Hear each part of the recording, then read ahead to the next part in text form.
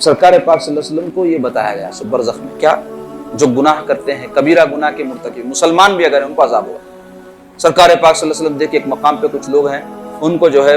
سروں کے اوپر بڑے بڑے پتھر ڈال کے ان کا سر کچل دے رہے ہیں، تو حضور صلی اللہ علیہ وسلم کے ساتھ جبریل علیہ السلام تو حضور پوچھے جبریل کون لوگ ہیں یہ کیوں ہو رہا ان کے ساتھ ایسے؟ تو بولے یا رسول اللہ یہ بے نمازی ہیں جو سر اللہ کے سامنے دنیا میں نہیں جھکتا تھا، قبر میں ان کو کچلا جا رہا ہے عذاب کی صورت۔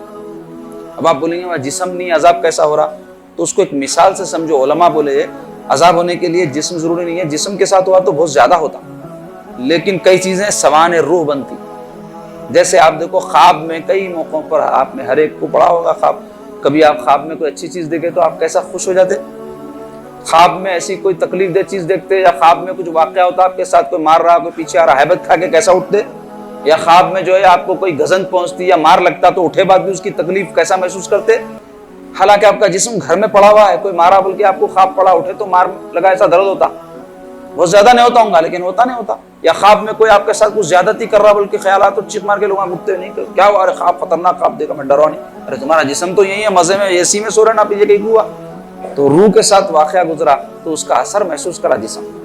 تو ایسے ہی برزخ میں بھی جو عذاب ہوگا اس کی مثال ایسی ہے، خواب میں جیسے انسان کو تکلیف ہوتی ہے نا ویسی سمجھانے کے واسطے، ورنہ حقیقت حال اللہ جانے۔ تو وہاں سر کچلے جائیں گے ان کے جو بے نمازی ہیں، اور اسی طرح حضور پاک صلی اللہ علیہ وسلم دیکھے کچھ لوگ ہیں ان کے جسموں کے اوپر کوئی کپڑے وپڑے نہیں ہے، صرف جو ہے ننگے منگے تھوڑے چھتڑے پڑے ہوئے چنیوں سے کپڑے شرمگاہیں ڈھکی ہوئی ہے، اور جہنم کے پتھر اور جہنم کا کچرا جہنم کی گھاس وغیرہ کھا رہے ہیں۔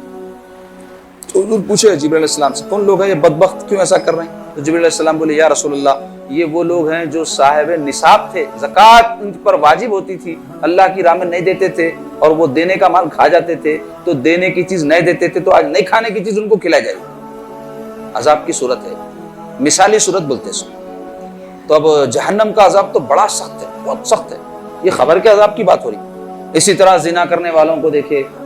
کہ جو لوگ بیویاں رکھتے ہوئے شوہر رکھتے ہوئے گناہ کرتے تھے، اس قسم کا آگ ہے کنویں میں ان کو پر تک لا رہی پھر آگ نیچے لے کے جا رہی۔ اور غیبت کرنے والوں کو جو عذاب دیا جا رہا ہے بہت تفصیل ہے اس کی، کئی جو ہے صورتیں اس کی جو ہے علماء نے بیان کیے 25-30 کے قریب، وہ بیان کروں گا تو وقت زیادہ ہو جائے گا، لیکن بتانا یہ چاہتا ہوں کہ عذاب قبر حق ہے، یہ اہل سنت والجماعت کا عقیدہ ہے، عذاب القبر حق، یعنی یہ واقعہ ہی، ایسا مت سمجھو کہ ایسی چپ چپ ڈرانے کو بول دیتے، نہیں۔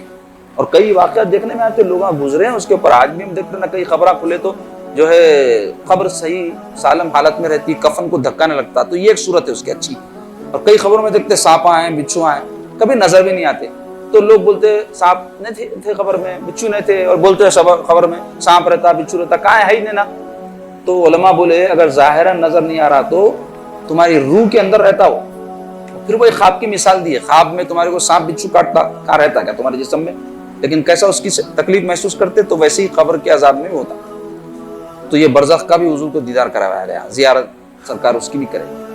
یہ کیوں کرے؟ تاکہ وہاں کے جو احوال ہیں میرے آقا دیکھ کر تم کو بتائیں، اور جو لوگ غلط کام میں مبتلا ہیں وہ توبہ کر کے راہ راست پر آ جائیں، تاکہ عذاب قبر سے وہ بچ جائیں۔